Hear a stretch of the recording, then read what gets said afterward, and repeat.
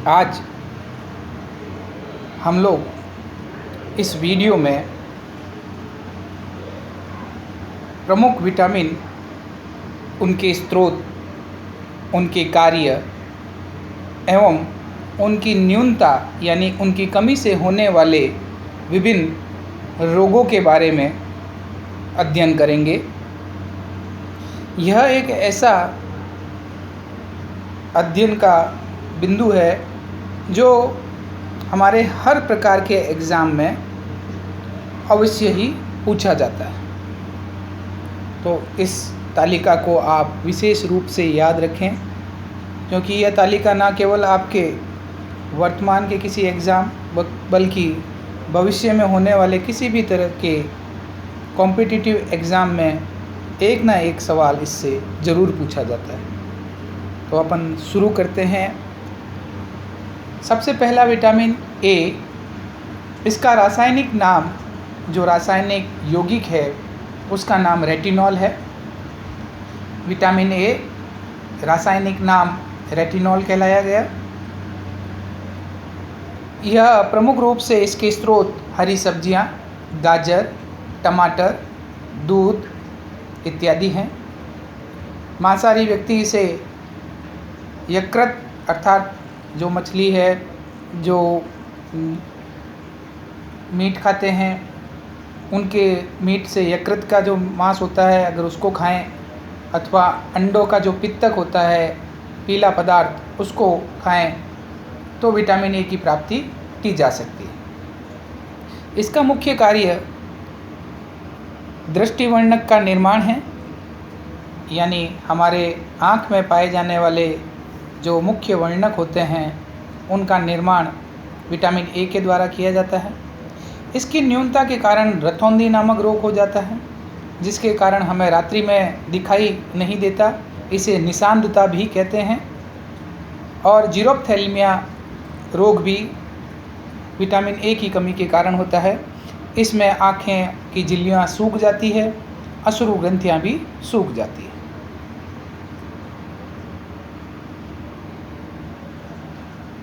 अगला मुख्य vitamin, vitamin D, इसका रासायनिक नाम कैल्सीफेरॉल। यह मछली के यकृत के तेल से प्राप्त किया जा सकता है, दूध में उपस्थित होता है, और यदि हम प्रकाश की उपस्थिति में उपस्थित रहें तो त्वचा के द्वारा भी इसका संश्लेषण किया जा सकता है। यह बहुत इम्पोर्टेंट विटामिन है। विटामिन डी की कमी के कारण अन्य कई प्रकार के रोग शरीर में हो सकते हैं, क्योंकि आजकल की दिनचर्या के हिसाब से बच्चे बड़े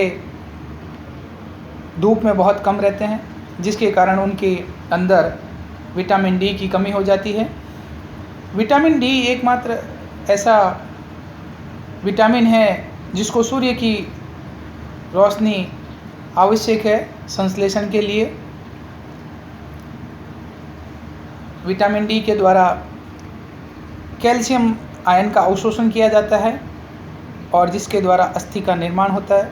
अस्थियों के अंदर कैल्शियम का अवशोषण जब तक ज़्यादा रहेगा तब तक अस्थियां मजबूत रहती है। इनकी न्यूनता के कारण, विटामिन डी की न्यूनता के कारण कैल्शियम का अवशोषण कम हो जाता है। फलस्वरूप अस्थियों के अंदर से कैल्शियम बाहर निकलने लग जाता है और अस्थियां भंगुर होने लग जाती है। इस रोग को हम रिकेट्स रोग कहते हैं। अस्थियां भंगुर होने लग जाती है, छिद्रित होने लग जाती है। यह रोग रिकेट्स रोग कहलाता है। अगला विटामिन है विटामिन ई, टोकोफेरॉल इसको कहा जाता है। यह हरी पत्तियों, गेहूं के अंकुरित गेहूं, यकृत, मछली के यकृत के तेल से, दूध से इत्यादि से प्राप्त किया जा सकता है। यह असंतृप्त वसा का ऑक्सीकरण रोकता है। ऑक्सीकरण रोकने वाला पदार्थ एंटीऑक्सीडेंट कहलाता है। इसकी कमी के कारण बांझपन अर्थात गर्भ में बच्चे को धारण ना कर पाना और अंगघात इसे मैं इंग्लिश में यहाँ पे लिखा है ताकि आप इसको समझ सकें। अंगघात का मतलब होता है पैरालिसिस हो जाना, अर्थात शरीर के किसी अंग का तंत्र का कार्यहीन हो जाना। इसके कारण वह अंग कार्य करने में असक्षम हो जाता है, इसे पैरालिसिस कहते हैं। अगला प्रमुख विटामिन के रासायनिक नाम नेप्थोक्विनोन। इसे भी हम हरी पत्तियों वाली सब्जियों से प्राप्त कर सकते हैं। यह आंत में पाए जाने वाले सहजीवी जीवाणुओं के द्वारा भी संश्लेषित होते हैं। यह प्रोथ्रोम्बिन का निर्माण करते हैं। प्रोथ्रोम्बिन एक प्रकार का रुधिर का थक्का जमाने वाला कारक है। प्रोथ्रोम्बिन रुधिर के थक्का बनाने वाला एक प्रमुख कारक है। इंग्लिश में इसे ब्लड कोगुलेशन फैक्टर भी कहते हैं। अगर चोट लग जाए और हमारे शरीर में प्रोथ्रोम्बिन विटामिन के द्वारा बनता है और विटामिन के की कमी हो तो प्रोथ्रोम्बिन नहीं बनेगा, फलस्वरूप रक्त स्त्राव में जहाँ हो रहा है वहाँ रुधिर स्त्राव होता रहेगा और रक्त का थक्का नहीं जमेगा। तो विटामिन के की कमी के कारण रुधिर स्त्राव ज़्यादा होता है और रुधिर का थक्का नहीं जमता। तो हमने ये 4 प्रकार के विटामिन पढ़े, विटामिन ए, डी, ई और के। यह चारों प्रकार के विटामिन वसा में विलयशील है। अब हम अगले विटामिन जो पढ़ेंगे यह वसा में अविलय परंतु जल में विलयशील है। यह कौन कौन से विटामिन हैं इसके बारे में हम अध्ययन करेंगे। विटामिन B1, इसे रासायनिक नाम इसका थायमीन। यीस्ट, यकृत, दूध, अंडे का पित्तक और साबुत अन्न, उनसे इसको प्राप्त किया जा सकता है। यह सह एंजाइम है टीपीपी का। टीपीपी की यहाँ पे मैंने फुल फॉर्म लिखी है, थायमीन पायरोफॉस्फेट। देखिए, एंजाइम का जब निर्माण होता है तो उसके 2 भाग होते हैं, मुख्य भाग और दूसरा सहकारक।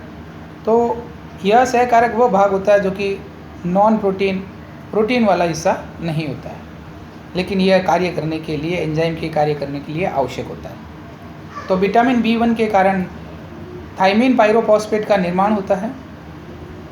इसकी कमी के कारण, विटामिन B1 की कमी के कारण बेरी नामक रोग होता है। इस रोग के क्या मुख्य लक्षण हैं? मांसपेशियां शोध होता है, यानी मांसपेशियां अच्छे से काम नहीं करती, बदन में दर्द रहता है। तंत्रिका शोध, यानी तंत्रिका तंत्र सही काम नहीं करता है। रक्त परिसंचरण शोध, अर्थात रक्त से संबंधित बीमारियां होती है। शोध का अर्थ होता है बीमारी। अगला विटामिन B2, राइबोफ्लेविन। यह दूध, पित्तक, यकृत और ईस्ट, इनसे प्राप्त किया जा सकता है। यह सामान्य वृद्धि, शारीरिक वृद्धि के लिए आवश्यक है तथा FAD का प्रमुख भाग है बनाने के लिए। FAD की फुल फॉर्म है flavin adenine nucleotide. Flavin adenine dinucleotide, यह इसका फुल फॉर्म है। राइबोफ्लेविन की कमी के कारण मुख के किनारे फट जाते हैं। इस घटना को, इस बीमारी को हम राइबोफ्लेविनोसिस भी कहते हैं। मुंह में छाले हो जाते हैं। अगला विटामिन B, रासायनिक नाम निकोटिनिक अम्ल। प्राप्ति के प्रमुख स्रोत साबुत अन्न, यकृत, यीस्ट और दूध से इसे प्राप्त किया जा सकता है। यह भी NADP का प्रमुख भाग है।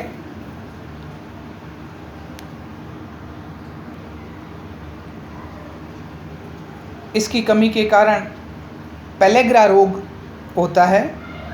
पेलेग्रा में त्वचा से संबंधित रोग होते हैं। त्वचा शुष्क हो जाती है, झड़ने लग जाती है, त्वचा पे रैशेज यानी कि छाले और चीरों के समान यानी कट्स लगने लग जाते हैं।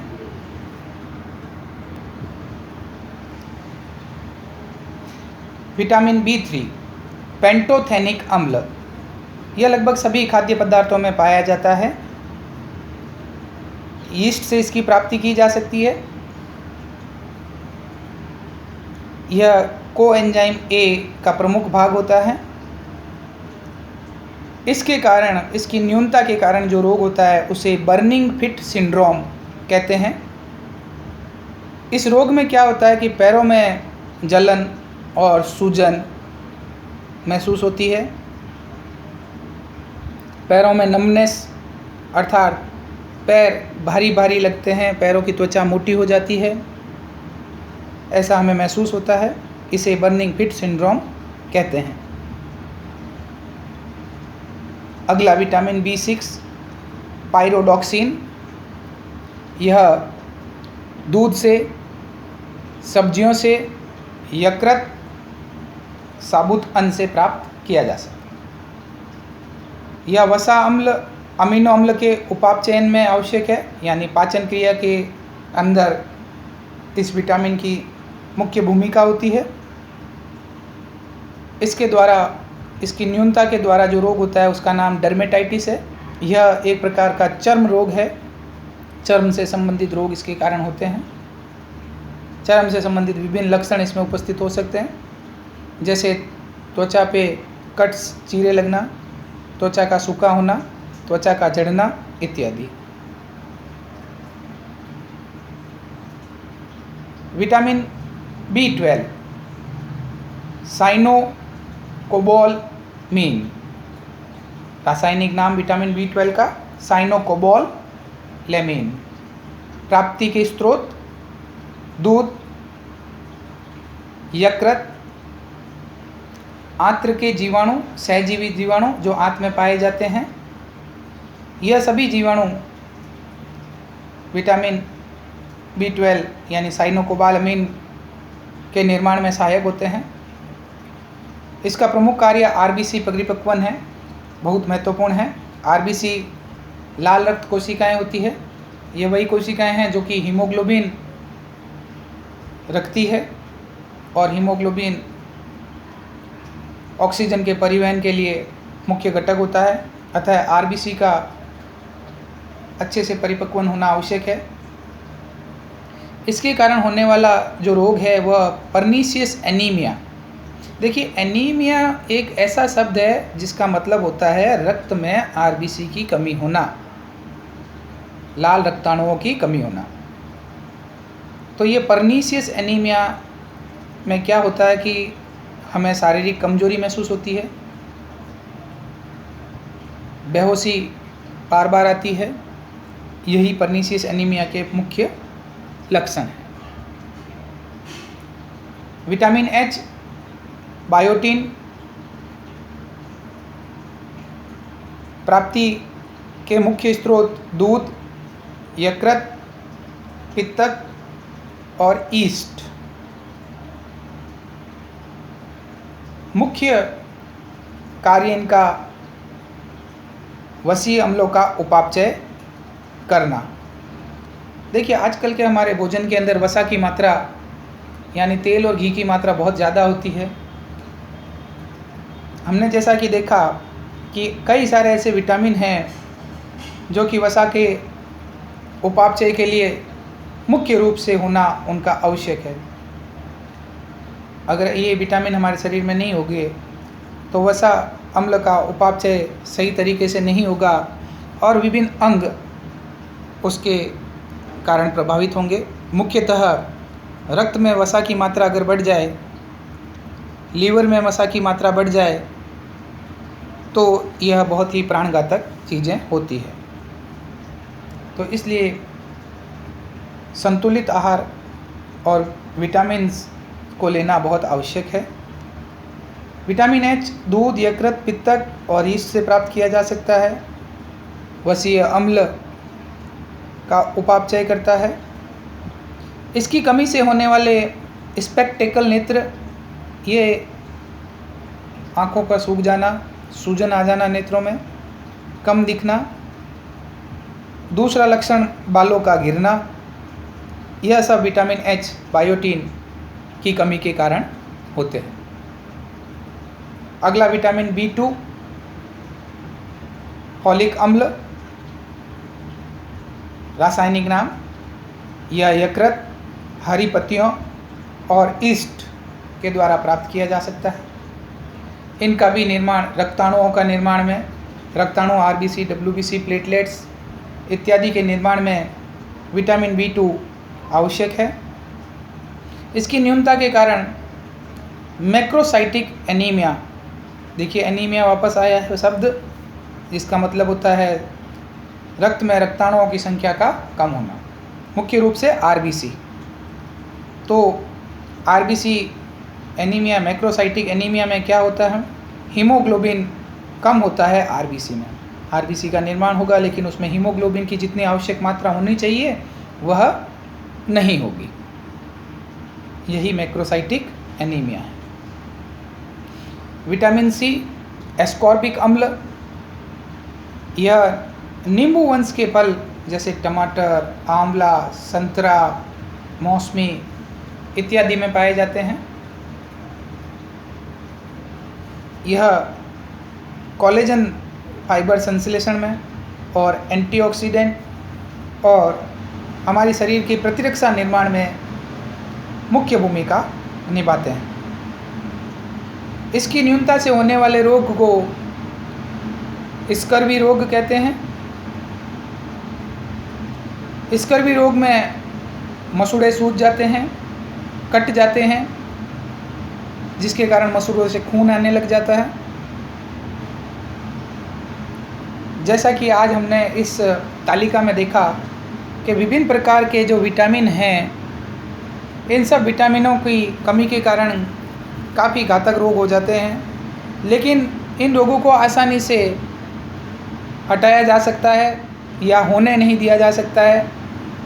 मात्र कुछ पदार्थों, खाद्य पदार्थों के नियमित सेवन से, और वो खाद्य पदार्थ जो हमने यहाँ पे देखे जो लगभग सभी विटामिन की पूर्ति करते हैं, वो खाद्य पदार्थ प्रमुख रूप से हरी सब्जियां हैं,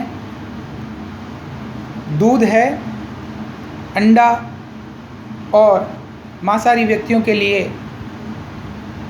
यकृत का भोजन करना इन विटामिन्स की आपूर्ति कर सकती है। तो कुछ पदार्थों के नियमित सेवन के द्वारा हम कई प्रकार के घातक रोगों से बच सकते हैं। सामान्य और संतुलित आहार के द्वारा हम इन विटामिन्स की पूर्ति आसानी से कर सकते हैं।